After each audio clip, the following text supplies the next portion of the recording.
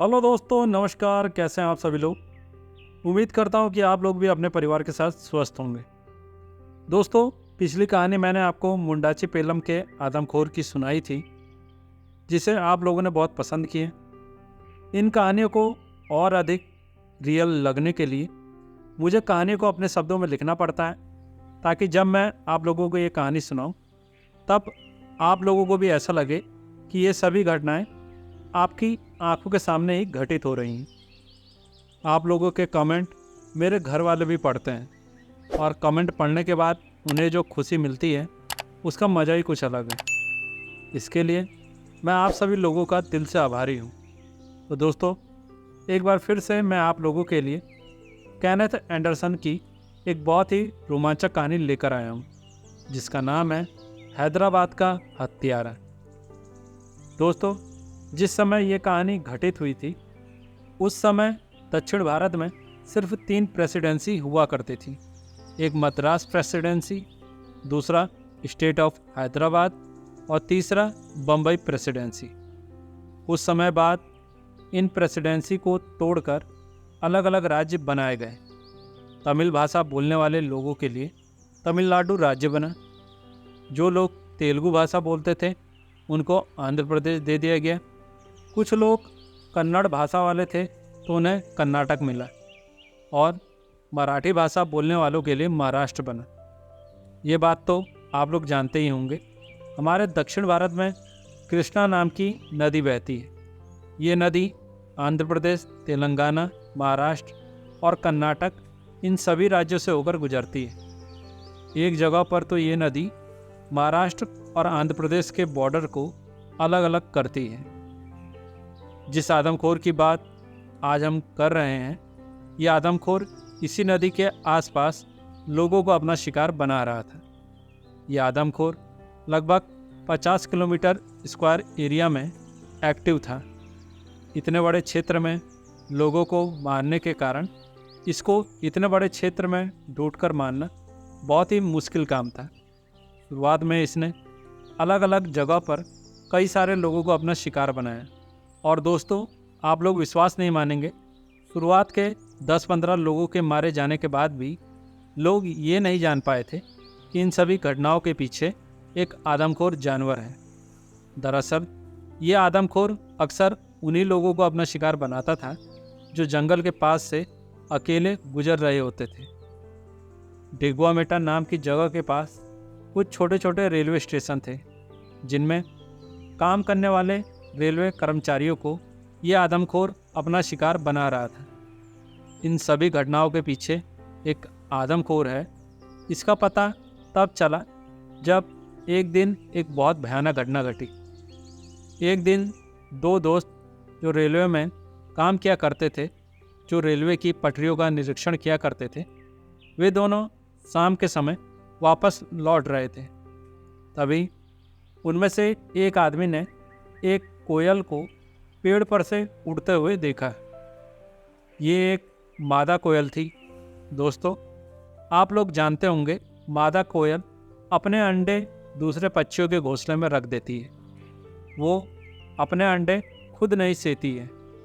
जब इस आदमी ने कोयल को पेड़ पर लगे घोंसले से उड़ते हुए देखा, तब इसने अपने साथ के आदमी से कहा कि वो पेड़ पर चढ़कर घोंसले में से कोयल के अंडे लाना चाहता है, क्योंकि कोयल के अंडों का स्वाद काफ़ी बढ़िया होता है और उसके बच्चों को कोयल के अंडे खाए हुए बहुत दिन हो गए हैं। हालांकि शाम हो चली थी।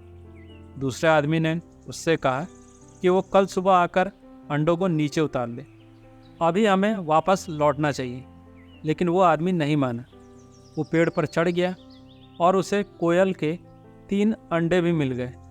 जब वो कोयल के अंडों को घोंसले में से निकाल रहा था, तभी उसे अपने साथी के चीखने की आवाज़ सुनाई दी। उसने नीचे देखा तो एक काला साया उसके साथी को ज़मीन पर घसीटते हुए अपने साथ ले जा रहा था। शाम हो चली थी और दिन की रोशनी लगभग खत्म होने ही वाली थी। इसलिए पेड़ पर चढ़ा ये आदमी उस जानवर को ठीक ढंग से नहीं देख पाया था। उसका साथी अपने आप को छुड़ाने के लिए बहुत कोशिश कर रहा था, लेकिन कुछ ही देर में वो जानवर उस आदमी को खींचते हुए रेलवे ट्रैक के दूसरी तरफ लेकर चला गया। यह आदमी जो पेड़ पर चढ़ा था वो पेड़ पर ही चढ़ा रहा और मदद के लिए चिल्लाने लगा, लेकिन दूर दूर तक कोई भी गांव नहीं था। उसकी आवाज़ किसी ने नहीं सुनी। रुक रुक कर वो पूरी जान लगाकर चिल्लाता, लेकिन उसका गला दर्द करने लगता। तब वो चुप हो जाता। उसे कोई मदद नहीं मिली, इसलिए उस आदमी को पूरी रात उसी पेड़ पर बितानी पड़ी। डर के मारे वो पेड़ से नीचे ही नहीं उतरा। अगली सुबह उसने फिर से मदद के लिए चिल्लाना शुरू किया। इस समय जंगल से लकड़ी काटने के लिए आए हुए कुछ आदमियों ने उसके चिल्लाने की आवाज़ सुन ली। आवाज़ सुनते ही वो लोग समझ गए कि इस आदमी पर किसी जंगली जानवर का हमला हुआ है। ये लोग झुंड में थे। जब ये सब लोग उस पेड़ के पास पहुँचे जहाँ पर वह आदमी अभी भी पेड़ पर बैठा हुआ था, उन्होंने उस आदमी से कहा कि वो पेड़ से नीचे उतर आए।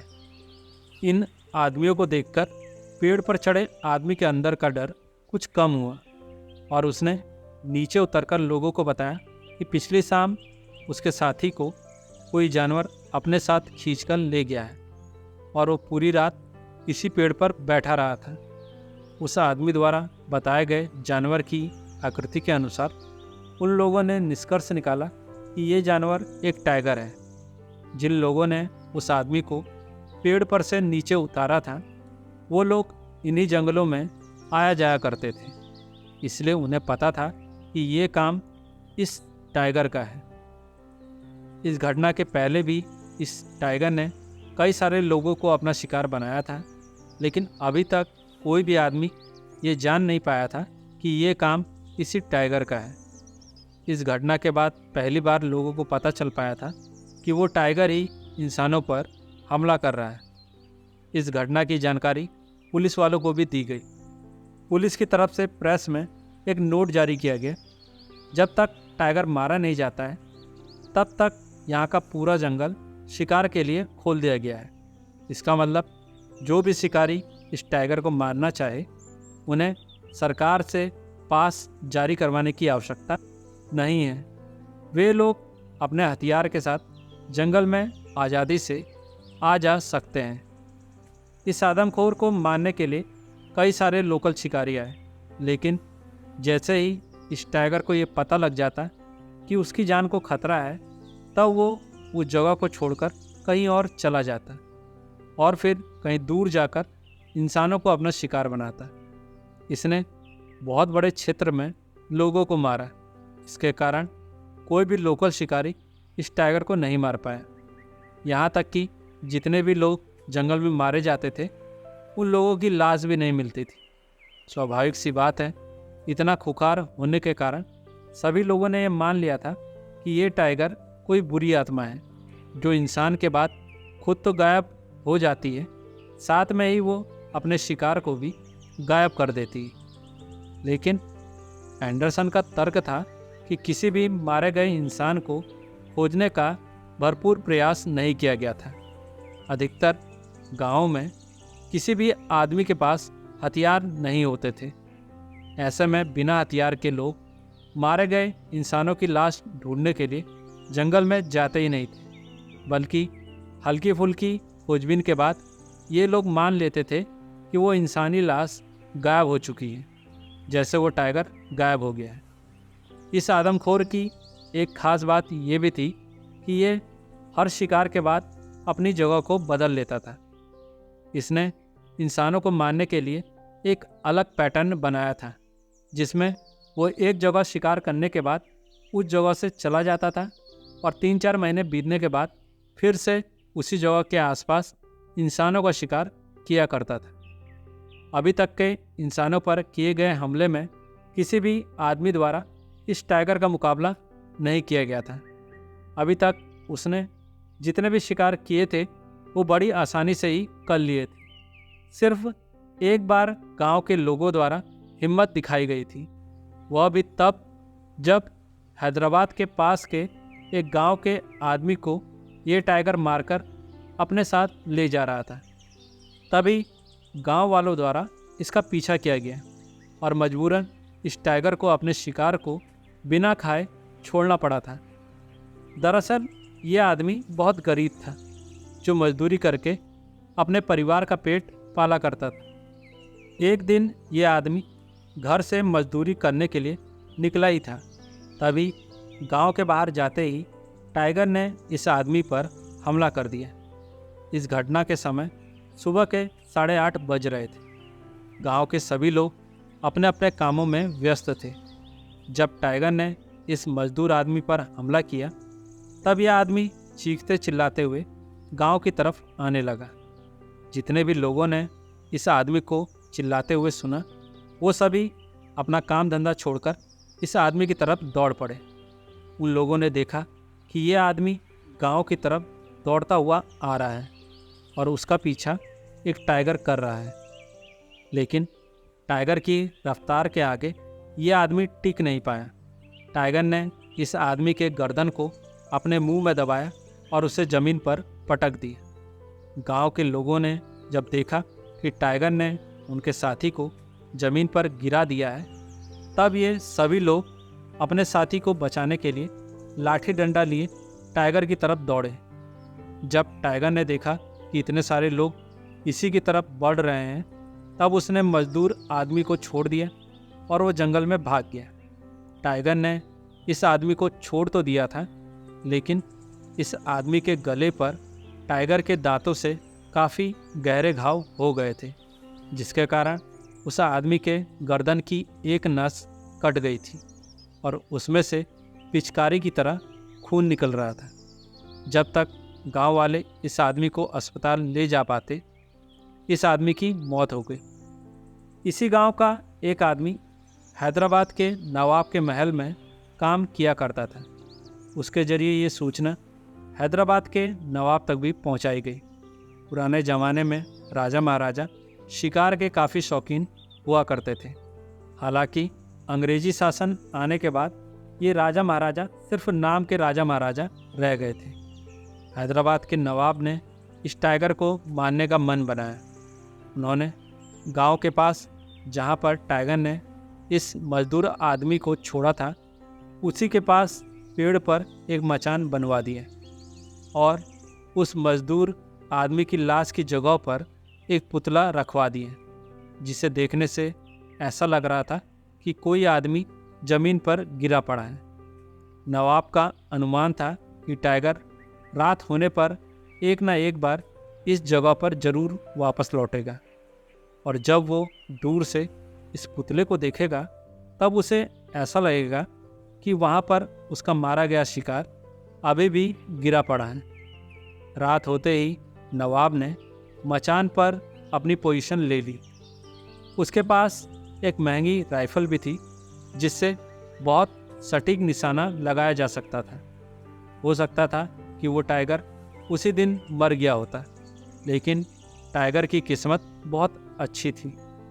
नवाब के कहे अनुसार रात में जब टाइगर अपने शिकार पर वापस लौटने वाला था, तभी तूफान आ गया। तूफान आने के बाद बहुत तेज़ तेज़ हवाएं चलने लगी। हवाओं के साथ साथ तेज़ बारिश ने नवाब का सारा खेल बिगाड़ दिया। नवाब साहब मचान पर खुद को बारिश से बचाने का प्रयास कर रहे थे। उन्हें लग रहा था कि इस तूफान में टाइगर वहाँ नहीं आएगा, लेकिन तभी उन्हें टाइगर की गुस्से भरी दहाड़ सुनाई दी। टाइगर उस आदमी के पुतले के पास आ चुका था। उस आदमी के पुतले के पास आते ही टाइगर को जैसे ही पता चला कि ये उसके द्वारा मारे गए आदमी की लाश नहीं है, बल्कि एक पुतला है, तब उसने गुस्से में दहाड़ निकाली। नवाब ने बिजली चमकने की रोशनी में देखा कि पुतले के पास एक टाइगर खड़ा है। उसने अपनी राइफल टाइगर की तरफ पॉइंट की और दूसरी बार बिजली चमकने पर जो रोशनी हुई, उसी रोशनी में उसने टाइगर पर गोली चला दी। लेकिन टाइगर दूसरी बार बिजली चमकने से पहले ही वहाँ से जाने लगा था। फिर भी नवाब ने उस पर गोली चला दी थी। गोली चलने के बाद टाइगर को भी पता चल गया कि इस जगह पर उसके लिए जाल बिछाया गया था। टाइगर वहाँ से भाग निकला। नवाब बेचारा पूरी रात मचान पर बैठा रहा। अगली सुबह जब गांव के लोग उसे देखने के लिए आए, तब उन्होंने देखा कि नवाब अभी भी मचान पर बैठा हुआ था। पूरी रात नवाब टाइगर के डर से मचान से नीचे नहीं उतरा। उन लोगों को देखकर नवाब के अंदर भी हिम्मत आ गई और नवाब भी मचान से नीचे उतर आया। उसने गांव वालों को बताया कि पिछली रात उसने टाइगर पर गोली चलाई थी, लेकिन उसे ये नहीं पता कि वो गोली टाइगर को लगी या नहीं। गांव वालों ने तूफान चलने के वजह से गोली चलने की आवाज़ नहीं सुनी थी, जबकि उनके घर मचान से ज़्यादा दूर नहीं थे। पुतले के पास ज़मीन पर टाइगर का कुछ खून गिरा हुआ था, जिसे देखने से ऐसा लग रहा था कि नवाब के द्वारा चलाई गई गोली ने टाइगर को घायल जरूर किया था। लेकिन इन खून के निशानों को देखने से ऐसा लग रहा था कि ये घाव उतना गहरा नहीं है जिससे वो टाइगर मर सके। गोली टाइगर के शरीर को छूकर निकल गई थी। रात में आई बारिश के कारण टाइगर के पैरों के निशान भी धुल चुके थे, इसलिए उसका पीछा करना मुमकिन नहीं था। अभी तक की घटनाओं में ये पहला मौका था जब टाइगर को मारने का इतना सटीक प्रयास किया गया था और टाइगर बाल बाल बच निकला था। उस रात अगर तूफान नहीं आया होता तो हो सकता है कि टाइगर उसी रात मर गया होता। इस घटना के बाद से वो टाइगर और ज़्यादा चालाक हो गया। उसके बाद उस टाइगर ने जितनी भी घटनाओं को अंजाम दिया, उन घटनाओं में ये टाइगर अपने शिकार को सिर्फ एक ही बार खाता था और अपने द्वारा मारे गए शिकार पर वापस नहीं लौटता था, जिसके कारण इस टाइगर को मारना अब और कठिन हो गया। हालांकि सरकार द्वारा इस टाइगर को मारने के लिए एंडरसन को पहले भी बुलावा भेजा गया था, लेकिन एंडरसन अपने निजी कामों में व्यस्तता के कारण यहाँ नहीं आ पाए थे। एंडरसन को यहाँ के प्रशासन द्वारा कई बार चिट्ठियाँ भेजी गई थी और वो खुद भी समाचार पत्रों के माध्यम से इस टाइगर के बारे में लगातार जानकारियाँ प्राप्त कर रहे थे, लेकिन वो यहाँ पर नहीं आ पाए थे। इस घटना के 1-1.5 महीने बाद एक और घटना घटी। दोस्तों, जैसा कि मैंने आपको कहानी में बताया था, इस जगह के आसपास रेलवे लाइनें बिछी हुई थी, जिसके कारण यहाँ पर रेलवे लाइन के निरीक्षण के लिए बाहर से अधिकारी आया जाया करते थे। एक बार एक बड़ा अधिकारी इन रेलवे लाइन के निरीक्षण के लिए यहाँ आया था।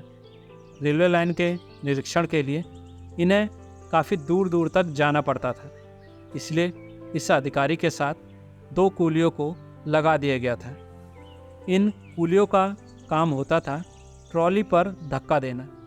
ये ट्रॉली लकड़ी की बनी होती थी, जिसके नीचे लोहे के पहिए लगे होते थे, जिन्हें इस प्रकार से बनाया गया था कि ये रेलवे की पटरियों पर दौड़ सके। ये दोनों कूली इस ट्रॉली को रेलवे ट्रैक पर रखकर धक्का लगाते थे और वो अधिकारी ट्रॉली पर बैठा रहता था। जब ये ट्रॉली ढलान में बढ़ रही होती थी, तब ट्रॉली की रफ्तार को नियंत्रित करने के लिए इसमें ब्रेक भी लगे हुए थे। सामने या पीछे से ट्रेन आने पर इस ट्रॉली को उठाकर रेलवे ट्रैक के किनारे रखा जा सकता था। तो हुआ ये कि एक दिन ये दोनों कूली और वो अधिकारी रेलवे ट्रैक के निरीक्षण के लिए निकले हुए थे। ये लोग रेलवे स्टेशन से काफ़ी दूर आ गए थे। तभी इस निरीक्षण करने वाले अधिकारी ने देखा कि आगे एक जगह पर रेलवे ट्रैक के दोनों तरफ बड़ा बड़ा गड्ढा बना हुआ है। इस अधिकारी ने हाथ से इशारा करके दोनों कूलियों से कहा कि वो ट्रॉली को यहीं पर रोक दे। उसके बाद उसने एक कूली को अपने साथ लिया और दूसरा कूली से कहा कि वो इसी ट्रॉली पर बैठे रहे, और जैसे ही उसे लगे कि कोई ट्रेन आने वाली है, तब वो आवाज़ लगाकर उन्हें बता दे, ताकि ट्रॉली को उठाकर ट्रैक से नीचे रखा जा सके। यह अधिकारी एक कूली को अपने साथ लेकर आगे बढ़ा। जिस जगह पर रेलवे के दोनों तरफ गड्ढा हुआ था, उसने देखा कि ये गड्ढा बरसात के पानी की वजह से बन गया था। रेलवे ट्रैक जमीन से कुछ ऊंचाई पर था, जिसके कारण बारिश होने पर ट्रैक के एक तरफ जंगल का पानी इकट्ठा हो जाता था और इसी जगह से रेलवे ट्रैक के नीचे से ये पानी बहने लगा था, जिसके कारण यहाँ पर गड्ढा हो गया था। इस अधिकारी ने अपनी डायरी में इस काम को नोट करना चाहा, लेकिन उसका बैग ट्रॉली पर ही छूट गया था। वो पीछे मुड़ा और उसने ट्रॉली पर बैठे आदमी से कहा कि वो उसका बैग लेता है। अभी वो अपनी बात पूरी भी नहीं कर पाया था कि उसने देखा ट्रॉली पर बैठे आदमी के पीछे एक बहुत बड़े टाइगर का मुंह जंगल में से बाहर निकला। यह आदमी इस बात से बेखबर था कि उसके पीछे टाइगर है। इस अधिकारी ने चिल्लाकर उस कूली से कहा कि वो वहाँ से भागे, उसके पीछे टाइगर है। ये सुनते ही जैसे ही कूली ने पीछे पलट कर देखा तो टाइगर उसके एकदम पास पहुँच चुका था। कूली ट्रॉली पर से कूदा और जंगल की तरफ भागने लगा। उसके पीछे पीछे टाइगर भी जंगल में भागा। कुछ ही सेकंड्स के बाद उन्हें उस आदमी के चिल्लाने की आवाज़ सुनाई दी। वह आदमी खुद को टाइगर से बचाने के लिए मदद मांग रहा था। ये दोनों आदमी निहत्थे थे, इसलिए ये दोनों आदमी उसकी कोई मदद नहीं कर पाए और ये दोनों आदमी ट्रॉली पर बैठकर वापस रेलवे स्टेशन की ओर चल पड़े। ये दोनों आदमी काफ़ी डर गए थे। वापस आने पर इन्होंने रेलवे स्टेशन पर काम कर रहे सभी लोगों को इकट्ठा किया और सबसे कहा कि वो उस आदमी को बचाने के लिए वहाँ चलें। लेकिन वहाँ मौजूद अधिकतर लोगों का ये मानना था कि अब वहाँ जाने का कोई फ़ायदा नहीं है। टाइगर ने उस कूली को बहुत पहले ही मार दिया होगा। वहाँ जाने के बाद हो सकता है कि वो टाइगर हम पर भी हमला कर दे, इसलिए उस आदमी की मदद के लिए कोई भी व्यक्ति वहाँ पर नहीं गया। यहाँ तक कि उस आदमी की लाश को भी नहीं खोजा गया। इधर एंडरसन को भी अपने काम से छुट्टी मिल गई थी और वो यहाँ के लिए निकल गए थे। एंडरसन अपनी कार से नहीं बल्कि ट्रेन से यहाँ पहुँचे। इस जगह के पास एक रेलवे स्टेशन हुआ करता था जिसका नाम था गाजरपल्ली। एंडरसन के यहाँ पहुँचने की सूचना यहाँ के प्रशासन को पहले ही दे दी गई थी। एंडरसन को लेने के लिए वहाँ के जिला कलेक्टर ने खुद ही अपनी गाड़ी भेजी थी। यहाँ के लोग और यहाँ की सरकार इस टाइगर से इतना परेशान हो गई थी कि वो बहुत दिनों से एंडरसन का इंतज़ार कर रहे थे। एंडरसन ने यहाँ पहुंचकर सबसे पहले यहाँ के डिप्टी कलेक्टर से उसके कार्यालय में मुलाकात की और उन्होंने वहाँ से एक नक्शा प्राप्त किया जिस पर उन जगहों को चिन्हित किया गया था जहाँ पर इस टाइगर ने लोगों को मारा था। साथ ही उन जगहों पर वो तारीख भी लिखी गई थी जिस तारीख को ये घटनाएं घटित हुई थी। इस नक्शे से एंडरसन को काफ़ी मदद मिली क्योंकि इस नक्शे को देखने पर उन्हें यह पता चला कि ये टाइगर एक बार शिकार करने के बाद अपनी जगह को बदल देता है। उसके बाद वो अपना अगला शिकार वहाँ से 15-20 किलोमीटर दूर ही किया करता था। उसके साथ ही उन्हें एक बात और पता चली कि ये टाइगर जिस जगह पर शिकार करता था वहाँ पर लगभग 4 महीने बाद ही वापस लौटता था। इसका मतलब वो टाइगर किसी जगह पर आज शिकार कर रहा है तो फिर से लगभग 4 महीने बाद वो वहाँ पर शिकार करेगा। किसी भी शिकारी के लिए ये मानना काफ़ी कठिन था कि ये कोई इत्तेफाक होगा। कोई टाइगर इतना चालाक कैसे हो सकता है। इंसानों का शिकार करते करते ये टाइगर काफ़ी चालाक हो गया था। डिप्टी कलेक्टर से मुलाकात करने के बाद जब एंडरसन वहाँ से जाने लगे तो डिप्टी कलेक्टर ने कहा कि वो उनके साथ ही उसके बंगले पर रुकें, लेकिन एंडरसन ने कहा कि वो यहाँ पर रुककर टाइगर का शिकार नहीं कर सकते हैं। उन्हें जंगल के पास गांव में जाना होगा जहाँ पर ये टाइगर इंसानों पर हमला कर सकता है। ये कहकर उन्होंने डिप्टी कलेक्टर को अलविदा कहा। जब वो डिप्टी कलेक्टर के ऑफिस से बाहर निकल रहे थे तभी उन्हें एक व्यक्ति मिला जिसने बताया कि वो पास के ही गांव का है और उसके गांव के एक आदमी को इस टाइगर ने लगभग 4 महीने पहले मारा था। एंडरसन ने उस आदमी से कहा कि वो इस घटना को विस्तार से बताए। उस आदमी ने बताया कि उसके गांव का एक आदमी चिड़िया पकड़ने का काम किया करता था। इन चिड़िया को पकड़कर वो इन्हें शहर में ले जाकर बेचता था। जिस दिन ये घटना घटी थी उससे कुछ दिन पहले ही इस टाइगर ने उनके गांव से लगभग 17-18 किलोमीटर दूर एक रेलवे कर्मचारी को मार डाला था। हालांकि इसकी सूचना यहाँ के गांव वालों को भी थी, लेकिन इन लोगों ने सोचा कि वो टाइगर यहाँ से काफ़ी दूर है तो हम लोगों को कोई खतरा नहीं है। इन लोगों ने सावधानी नहीं बरती। जब यह आदमी चिड़िया पकड़ने के लिए जंगल में गया हुआ था तभी टाइगर ने इसे मार डाला था। एंडरसन को उस आदमी से बस इतनी ही जानकारी मिल सकी। एंडरसन ने इस आदमी से पूछा, तुम यहाँ डिप्टी कलेक्ट्रेट ऑफिस में क्या करते हो?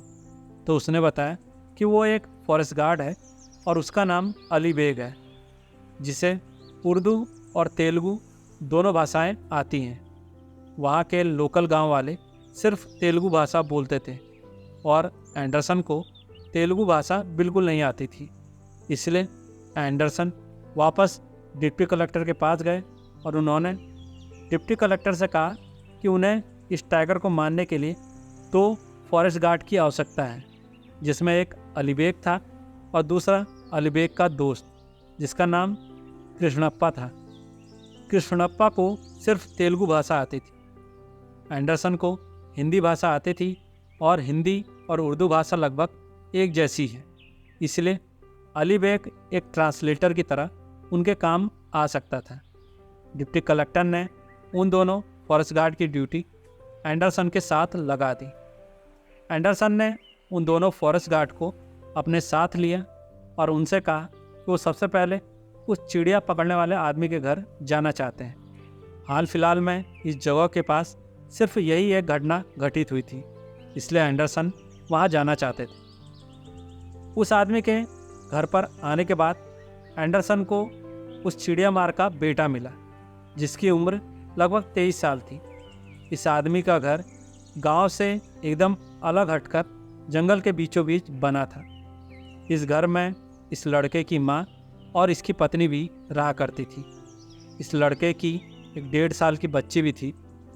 एंडरसन ने इस लड़के से कहा कि वो उस दिन की घटना के बारे में बताए जिस दिन उसके बाप को टाइगर ने मारा था। इस लड़के को हिंदी नहीं आती थी, इसलिए इसने तेलुगु में ही अपनी बात को एंडरसन को बताना शुरू किया। हालांकि एंडरसन को भी तेलुगु बिल्कुल नहीं आती थी, लेकिन अली बेग ने इन सारी बातों को उर्दू में ट्रांसलेट करके एंडरसन को बताया। जिस दिन टाइगर ने इस लड़के के बाप को मारा था, उस दिन पास के गांव में दोपहर में मेला लगने वाला था और इस लड़के के बाप ने सोचा कि वो जंगल से चिड़िया पकड़कर उन्हें मेले में बेचेगा, जिससे उसकी कुछ आमदनी हो जाएगी।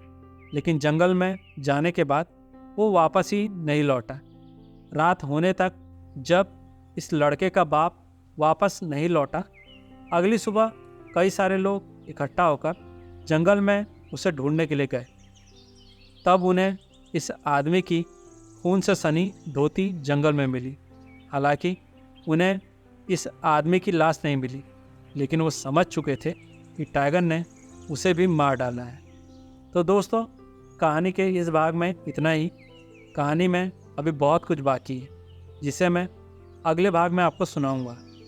चलिए दोस्तों, अब समय हो चुका है अपने कुछ चहेते सब्सक्राइबर्स का नाम लेने का, जिन्होंने पिछली वीडियो पर काफ़ी अच्छे कमेंट किए थे और उनके कमेंट मुझे बहुत अच्छे लगे। उनके नाम हैं अनुपम बनर्जी, रोशन यादव, आसिम बिजनौर से, हेमंत सोनकर, गोदावरी गौड़ा, भूरा जौहरी, राजा भैया, सोनू कुमार दिल्ली से, कुलदीप सिंह, राजेश कुमार, रवि ठाकुर, शीतल उमरानिया और शुभम शर्मा। आप सभी लोगों का बहुत बहुत धन्यवाद। दोस्तों मिलते हैं कहानी के अगले भाग में। तब तक के लिए नमस्कार, शुभ रात्रि।